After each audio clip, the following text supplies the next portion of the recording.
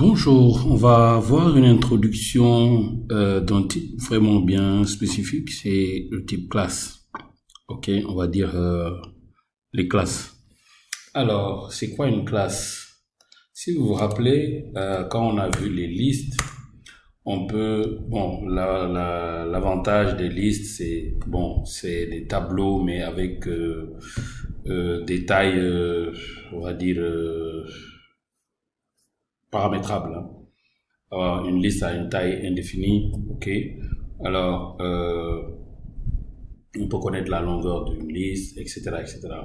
À la différence d'un tableau où il faut lui donner la taille du tableau. Mais si vous connaissez pas, par exemple, le nombre d'éléments que vous créez, donc le mieux c'est d'utiliser une liste et d'utiliser la fonction add. Ok, donc sans plus tarder, si je dis list of int, cela veut dire quoi? Sorry, list of int entier, ok, entier égale à new list int. Alors cela veut dire que entier ne peut pas prendre d'autres éléments différents de entier. Donc si je dis entier.add, donc ici il s'attend à avoir un int. Essayons de mettre une chaîne de caractères. Je dis hello. C'est pas possible. Donc cela veut dire que si je mets aussi un float, je mets 12.7, que je ferme la parenthèse, il me dit non, c'est pas possible. Donc c'est pas un double. Par contre, si je fais 12, il accepte parce que c'est un entier. Donc si je veux créer un élément liste avec un entier, une chaîne de caractères et ensuite un struct, qu'est-ce que je dois faire? C'est pas possible d'utiliser list of type considérant que type est un type simple, ok, comme integer, etc. Donc c'est pour cela que il faut créer une classe. Donc ce que je vais faire ici, je vais créer une classe, ok. Je vais créer la classe qu'on va appeler par exemple, je vais créer une new file, je vais l'appeler person.cs. Ok, donc person.cs, on va utiliser person.cs, on va lui dire namespace. Alors le namespace ici, ça doit être le même namespace. Ok. Alors, namespace. Ok. Alors, et utiliser le namespace. Sorry. Namespace. Voilà. Donc, après avoir utilisé namespace, je peux public classe personne. Ok. Oups. Personne. Voilà. Donc, public classe personne. On va commencer à définir les variables.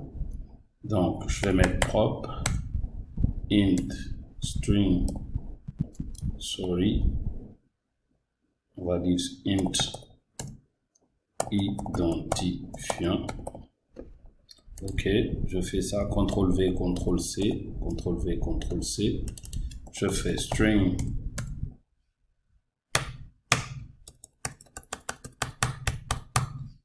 non complet, int h, et ici, je vais mettre aussi string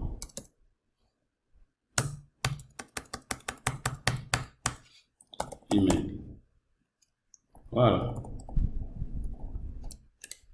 Donc, j'ai ma classe qui s'appelle la classe personne dans le même namespace que ici. Donc, ce qu'il faut simplement, avant namespace, je vais faire un using system. OK. Oups, sorry, using system. Voilà. Tout est bien qui finit bien. Donc, nous avons une classe int identifiant string incomplet. Je vais mettre par exemple public. Bon, je vais faire un prop. Je vais utiliser plusieurs bool is. Donc, je vais mettre et vacciné. OK. Donc, et vacciné, get, set. Voilà. Est-ce que tu es vacciné? Donc, on a H, oui. H, pourquoi pas, d'accord. Et vacciné, oui ou non. Est-ce que la personne est vaccinée? Donc, on va créer une liste. Donc, je vais mettre liste de personnes. OK. Je vais dire personne égale à new liste de personnes. Alors, donc, je vais dire personne point add. Là, maintenant, je vais utiliser la syntaxe un peu plus barbare. Je vais mettre ici new personne. Là. Et je mets identifiant égal à 1. Ensuite, nom complet égal à Mamadou Traoré. Ensuite, âge égal à 45. Et email, c'est email. Let's see. OK, et vacciné. Très bien. Et, oups, voilà, je reviens ici, et vacciné égale à true. OK. Donc, je vais, tac, tac, 2, 3,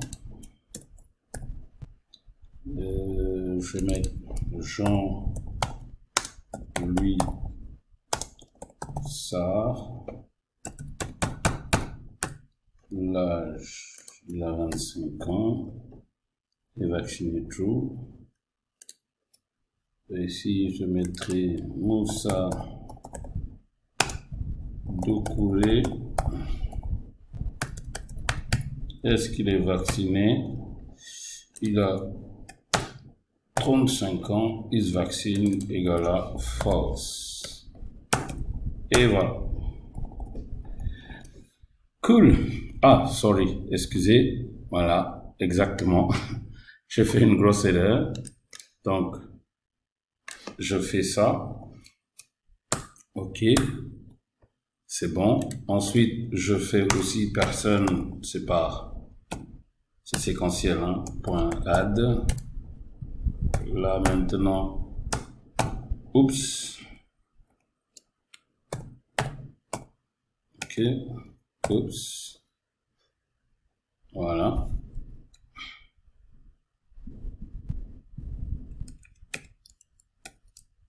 OK. Voilà. J'enlève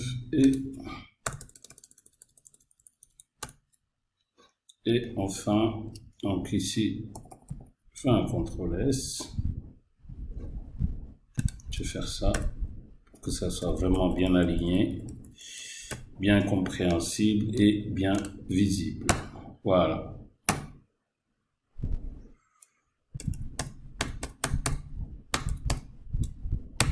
Voilà. Et enfin, je mets aussi personne point add. Voilà. Cool. Et je finis. Très bien.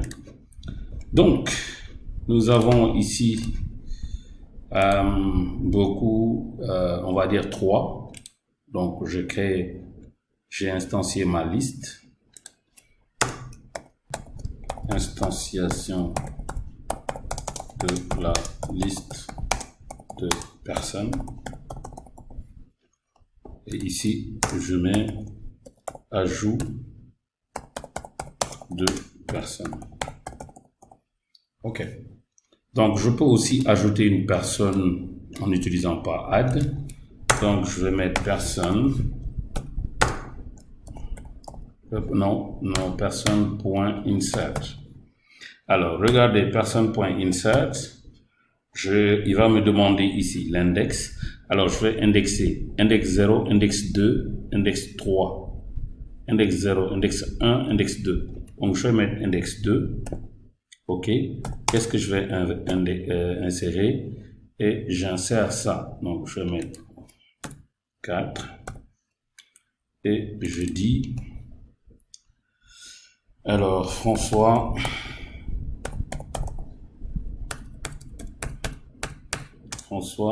Diatta, âge 65 ans, vacciné à true. Alright. Cool. Donc, je pense que c'est OK. Donc, ici, qu'est-ce que je vais faire? Index 0, index 1, index 2. Donc, il va insérer François ici. Insertion de François ici. OK? Et ensuite, le dernier sera 3. Donc, ce qu'on va faire, voilà, vous allez voir que si je vais afficher, ce sera 1, 2, 3, 4. OK? Non, ce sera 1, 2, 4 et 3. Alors, pour être sûr que j'ai raison, on va faire un for each. Var item in person ou for each person in person. Oui, c'est encore mieux. Alors, je vais mettre console write line. Console.write line $, et je mets tous les éléments ici. Alors, quel est le premier élément que je vais mettre? Je vais mettre personne point identifiant. OK, j'ai fait un tiret non complet. Je fais un tiret âge, je fais un tiret et est vacciné. Voilà, donc je mettrai toujours personne point non complet. Ici, je mettrai personne point âge. Hein? C'est quoi? C'est âge. Oui, âge. Et enfin, je vais mettre personne. Aïe, c'est personne avec eux. Voilà. Et ici, personne point is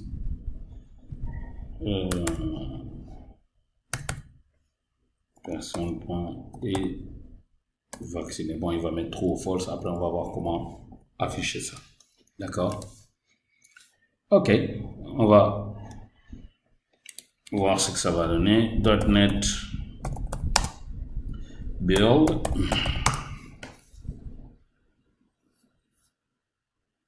Le build est OK. Donc, .NET run. Et le run est OK. OK. Donc, vous voyez, j'ai raison. C'est 1, 2, 4. Pourquoi 4 avant 3? Parce que simplement ici, nous avons dit d'insérer à la 4e position. Donc, 3e position. 3e position, c'est position -2, -1. Ça fait 2e index. Donc, puisque l'index ici, c'est l'index 0, l'index 1 et l'index 2 sera ici. Donc, voilà un peu pour les classes. Donc, ça, c'est une petite introduction de l'utilisation des classes. J'ai défini ma classe. Maintenant, puisque nous sommes dans Visual Studio Code, il faut définir le namespace, importer le using, donc using system, importer system avec using, créer le namespace qui va porter le même nom que le programme principal. OK, using namespace. Donc, using namespace intro to C#. Donc, ils doivent être dans le même répertoire. OK. Et ensuite, maintenant, définir les propriétés. Donc, public int identifiant, getSet. Donc, ici, c'est le getter et le setter. Public string non complet. Alors, getter, ça permet de pouvoir afficher le nom. Setter, ça donne l'affectation. OK. On lui affecte une valeur à partir de set et on a la valeur à partir de get. Donc, très bien, ça c'est la petite introduction pour l'utilisation des classes. Maintenant, nous allons aller dans les concepts de programmation orientée objet avec les classes.